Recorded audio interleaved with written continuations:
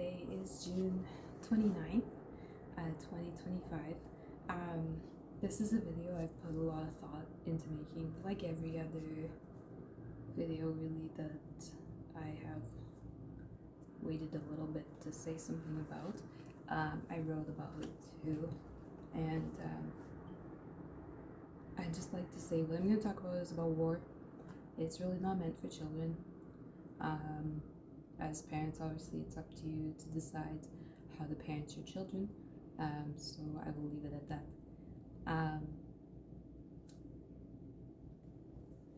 Also, a warning note for adults that don't want to watch this right now. If you don't have the mental headspace to listen, I just ask that you pause and watch another day if you don't mind. I just have been reading a book and it made me feel that it's important to share my personal experience with women in war and talking about women in combat, women on the front lines, being the ones to interact with the enemy physically, directly, either on their land or on a battle zone. In that sense, I'm not talking about women that want to work from home to help. I'm talking about women that are trying to be in men's spaces, and this video is about encouraging men's spaces in a sense. And I'd like to put kind of a forewarning here, and just to let you know, if you're a woman and you're watching this and you want to serve in combat, you want to be on the front line, you want to be a gunner, you want to be something like that, if you're mad about what I say, you prove my point correctly, just so you know. If you get mad at this video, if you get mad at my opinion based on experience, you prove my point correct, just so you're aware.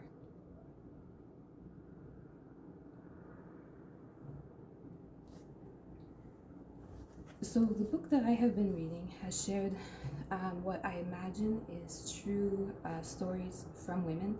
I cannot say personally that I have verified these comments or ideas that have moved me to make this video, but I feel that even if they are fictional, it will help me to have a speaking point and a way to explain my viewpoint on this. So the idea of women being in combat, I am completely against. The main gist of what I came on here to say is that I'm against that. I'm against women in combat. I'm against women being in men's positions. I am against women being in these spaces.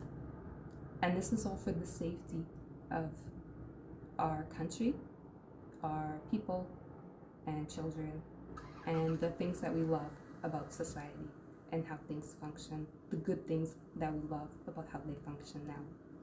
This book, I'd like to say mostly, has made me more proud to be a Canadian.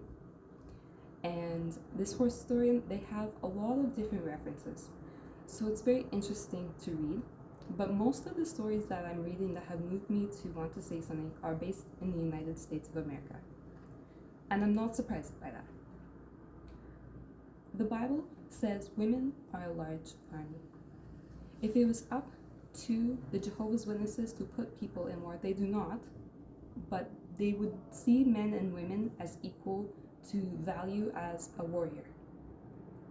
So this idea is archaic. It is not based on organization, it is based on a love of war.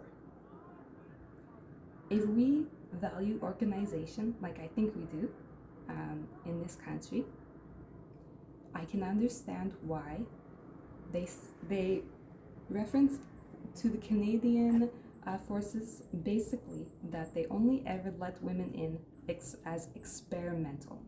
That was the main takeaway for me, and that was enough for me to be very grateful to live in this country. I do not think that women should be in men's positions. I do believe there's also some jobs that women do better than men. And there are reasons that we do have typical gender roles for a reason. So if we accept that we are as we are born, either male or female, and accept that we have certain abilities that are not to be looked at as better, but differences that are welcome. Women are simply not strong enough. We also have to already carry weight. We have to carry weight on us already that men do not have. Now, as women get older, typically in life, our breasts get bigger, our hips get bigger, we start to carry more weight. This is a natural thing for women. Men do not typically experience this if they still walk around and get a degree of exercise. They do not seem to grow in any sense of their chest or their hips over time. Whereas I have worked for, speaking for doctors and professionals that I've worked for, this isn't just saying me as my experience as a woman. I'm saying I know from the idea of medical advancements that we understand these things. So we cannot be making life decisions based on the Bible. The Bible would have us put our men and women at the front line equal and get blown away, quite honestly. They wouldn't care about that. Not only would they not care about that, these people that believe in these holy books, these extremists that believe in the Bible, and these things that they believe these old books should still make decisions based on our new life, even though we have already tracked and learned better. So the idea that women should stay home, protect the children, is definitely where I am at. We are homemakers for a reason. We are meant to be the ones that are comforting the children during difficult times. If mom and dad are both on the front lines, what happens to the children? The book started to upset me because there's women that make the comment. It could be fictional for all I know. We're talking about what we know on some other country's war. Anyways, with social media, things like this, more people can start to share their stories, and you can either be honest or not. You can either decide to be on the side of women or not. But frankly, how I see the idea of women fighting for women or a group of women to be at the front lines of combat, or to be in the Air Force, or to be in those risky positions, like that is you don't know anything about the enemy. If you believe that women should be equal to men and there's going to be some equality of, well, both men and women can do all roles, you do not understand the enemy at all. And the enemy is laughing at you and laughing at all of us because of you. Now, I don't think this is really how my country's attitude would be, but these stories from the US really made me think. If there are people that think like this, I need to say how I feel. Because I might be able to rest assured that my country seems to always have common sense win out, even when we've been faced with a total lack of sense. My country before, Canada, has before shown that common sense will prevail. I have to believe that that will happen again. But I care too much. I cannot just sit by. If I know this, I understand this, reading this, how can I not say something to try and say something to the US? How can I not say something, make them an example to other countries? You want to be like the Jews, you're going to end up with consequences like the Jews.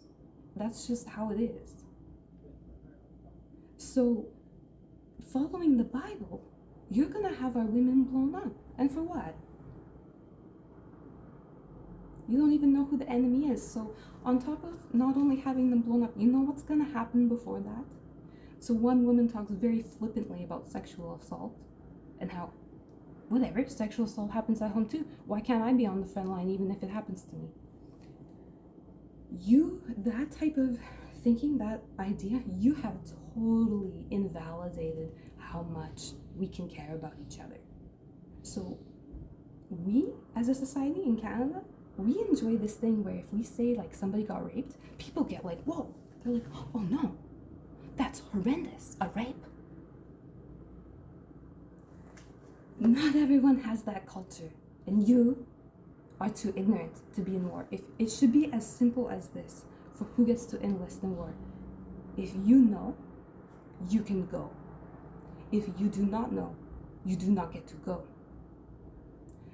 I gave a lot of thought, and I thought I'm probably going to piss off some interesting people with this video. Some women that really think that they're supposed to be warriors at that front line, and this is womanhood, and men can't hold us back. We need to be on the front lines.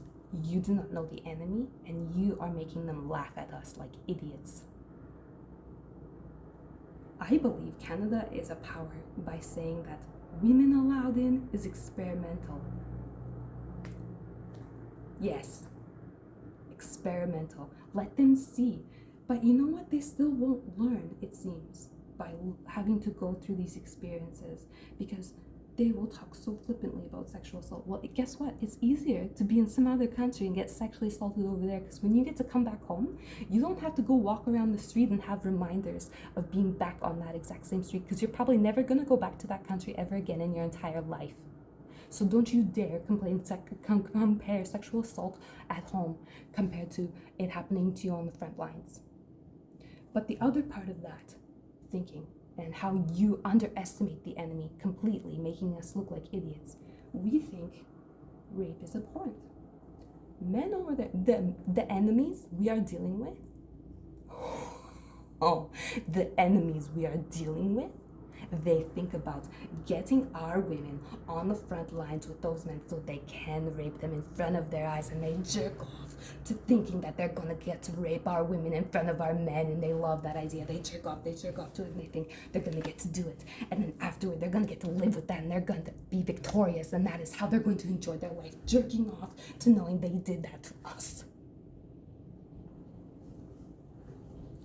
These ideas of these women who fought for us, you have no idea who your enemy is. You make us weaker, you make us worse. I have very many words to call these women who are fighting, who fought, military men who have seen and witnessed horrific things. You church ladies decided to get together and think you should be on the front lines. No, you have a pussy, so you don't. It's as simple as that. And by putting your pussy out there, you put everyone else at risk more, because they don't have to just look after each other, these brothers. Now they have to look after you not getting hurt on top of them, more importantly than anything else going on. And you have just completely deteriorated a whole layer of being more effective and keeping people more safe. You have completely ruined that. But this proves, if you if you just give them some rope and let them hang themselves, the people mentioned that in this book, these are real people. They should be put in an insane asylum. The one lady complained about a 6-hour thing. Not long enough. 6-hour psych treatment after she was kicked out. And she complained because, other men only had to do like 20 minutes or something. It was only minutes. Lady, your 6 hours was not enough. You need to be checked into some asylum. There should be mental health warrants. If I lived in the same country as these women, I would be personally trying to call mental health warrants out on each and every one of them if they were still alive, because the stories I'm hearing are from 2010, 2011. These women still thought that they should get to be on the front lines or be in combat.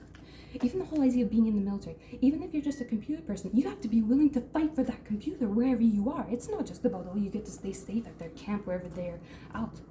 No, you'd have to be ready to defend that, defend your cause, defend any of that at any given moment. That should only be men. That should only be men. So, I'd like to list the words I've been writing down, really thinking choicely, that I would like to call these women. I would like people to think about this, because everyone is correct. So when you think about bullying the smart people, Just remember, they'll come back with about 12 words to describe you that you won't like, but they'll be completely correct about, and it'll hurt. So, I would just like to also take a moment to break up on my country, because I know how social media now. I'm not so afraid of the social media as I used to be, thanks to less indoctrination in my life. Anyways, Emotional Support Canadian here, telling you, if you'd like to be more like us, you just have to change your culture. So be less like the Jews and be more like us, okay? Because I have all these words to call you women who fought military men for women to get to be in combat or Air Force or any of those things. If you weren't fighting for some way to get to work from home to support them while they're out there, I don't want to hear about it anymore. And these women that think they deserve some medal of honor for getting themselves and other women in, you committed gender violence. And what you have done will have ripple effects on all of the next generations of women. You committed gender violence. And you should be having a mental health warrant out on you. And the police should get to head check you.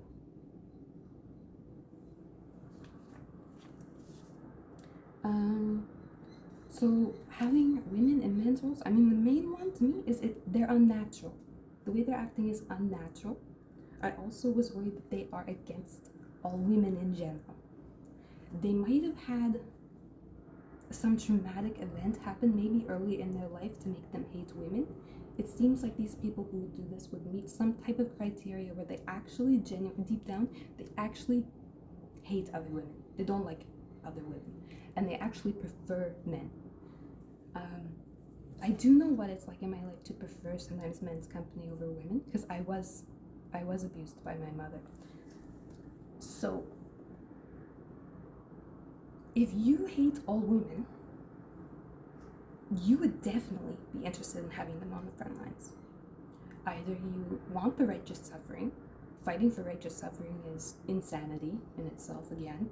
So unnatural and insane were, well, idiotic. I don't like calling stupid people stupid, so I don't really want to repeat the idiotic, and I did write stupid too, but mostly counterproductive. Putting women at even just in general, like, I think in military completely, why would there be women? That's completely unproductive. Counterproductive, not unproductive, counterproductive. Okay, so here's the other words. Selfish. Sheltered. They look very sheltered. You look sheltered as shit. You look sheltered as shit. Like, you have not had to talk to nobody else in your life. Like, I have such, I guess, a different viewpoint than some of these people. Like, it makes me wonder how they grew up. Because I used to, ex-Jehovah's Witness here, ding dong, knock knock. I used to go talk to people of all kinds of faiths. I have had to talk to lots of different kinds of people. Like, these people that are going to war thinking they're for us. I'm like, have you ever even talked to a Muslim person before? Like, do you have any idea how much some of these enemies would love to rape you in front of our men? And that would be the most demoralizing thing that could happen in a men's existence? Never mind the countries. Don't go. If you're a woman, don't go. If you're smart, you won't go. And if you do, I'll be really disappointed in you, because you're ruining it for everybody and you're making the war last longer. Incapable. They're incapable. Antagonizing. It's antagonizing at that point. Having women in those, it's antagonizing to be so detrimental that you're making it worse. You're making the war harder to stop. Ignorant. Very ignorant. And ignorant is the choice. Arrogant. Very arrogant. Extremely arrogant. Entitled. Detrimental. Small-minded. Demented. Unconnected from reality. Childish. Unthoughtful. Rude. Disrespectful. Uncaring. unkind, short-sighted.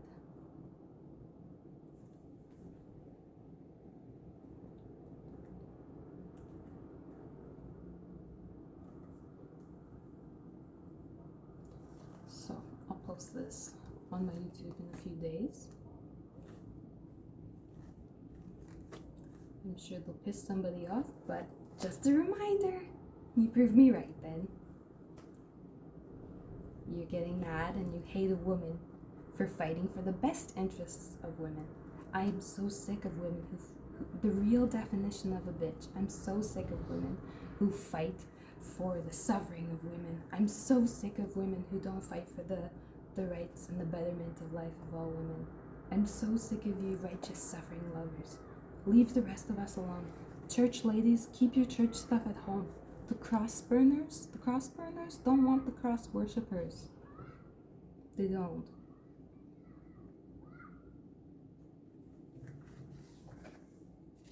I'm really upset by this idea because I know exactly where it comes from.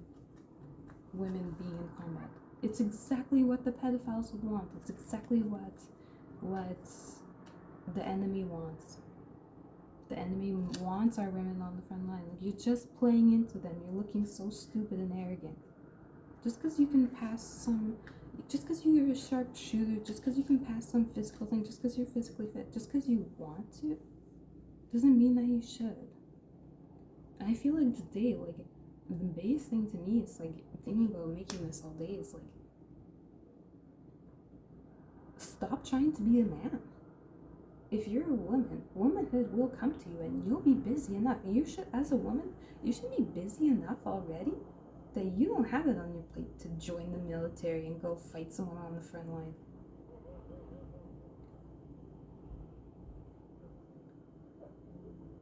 If you keep trying to be a man, being a woman won't come naturally to you. But being a woman will come naturally to you if you just stop trying to be a man.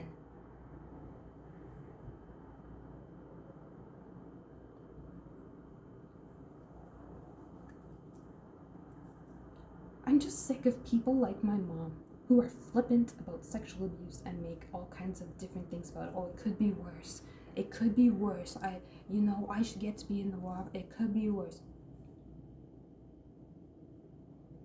Some of you shouldn't get to vote because you don't make any sense and you're not reasonable. What this comes down to is the idea of women being in combat is unreasonable and it is archaic. And it is from a society that is self-destructive and loves to blow things up. It is not of a culture of building beautiful things that stand to last for generations. If you're short-sighted and you don't care about the future of women, the young women growing up and what you did, the women who wasted time, they should be coming out apologizing with it. They should have to do 6 weeks in the mental institution, and then they should be coming out with apologies for what they did. Because sincerely, you should be thankful that I am a Canadian citizen and I'm not trying to look up who these people are and call mental health warrants on them myself. I do believe that I could change the world, but I only believed that more after I started to get some help.